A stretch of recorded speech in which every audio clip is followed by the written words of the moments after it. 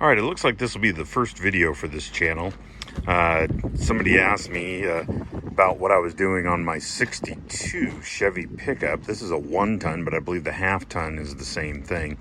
I pulled the front torsion rod suspension out and put in coil, and that's out of a square body truck. This one happens to be out of a 79, this whole cross member assembly. And what you do is you basically unbolt the cross member that came in the truck, and there's 3 bolts that hold down on the inside of the frame rail there, and then there's 4 bolts that hold up in there.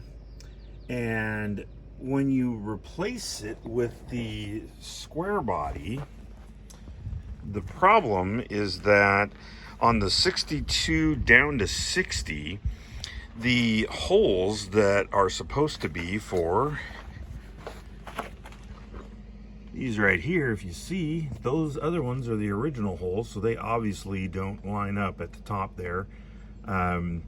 So there's 2 bolts there, and then down inside there, and you probably can't see it, it's a little too dark, maybe, yeah, you can see that other one down in there.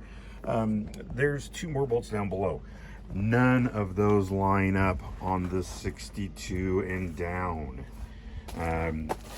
What I did was, I've got this bracket that came with the 1-ton frame, and the first hole here lines up with the middle hole of these 3, and this has to be slotted out in order to put a bolt down through it, but this one and this one will line up. Once you've got these in place, you can go ahead and mark the 4 holes that you need to do in order to make those 4 go through. I believe that on the newer ones, 63 and up, you have to only drill 1 hole out and still have to slot one of those 3 lower holes. When I pulled this front out, this had the torsion rods. The torsion rod bracket at the back is almost like a cross member, and it actually is too wide to fit out of the frame. So what I did was, because they bolt into that bracket on either side, what I went ahead and did was cut off a couple of inches on either side to cheat and get it out of there. That's actually part of the remnants there of what I had cut off, and broke a Sawzall blade. Anyways, I wasn't planning on using that front suspension for anything, so I went ahead and just trimmed those off and dropped it down, went right out of the frame, and it came right out. And I'll have a video showing that. It's time-lapse later. And that's basically the, nuts and bolts of it. Things are not going to fit quite right as well in the steering controls.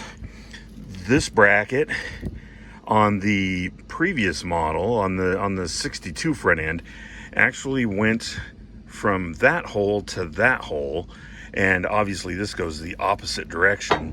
It'll have to have the holes drilled once I've got everything lined up, and I'll use the front end off of the frame that I was doing that off of. There's the steering box. I'm also going to be taking measurements off of that, and that steering box is going to go on the truck. But here is where those 4 bolts went on for the cross member, and here is where the 2 holes were there. So I'll take measurements from these, and I'll be able to get it pretty close there. I believe that the shock absorber mounts here are going to be a little bit different. I may have to relocate those. Other than that, it's a pretty good fit. So it's a fairly easy swap. You have to drill a few extra holes that you don't have to on the 63 and up, from what I understand. But other than that, it seemed to be pretty good. That's pretty much it.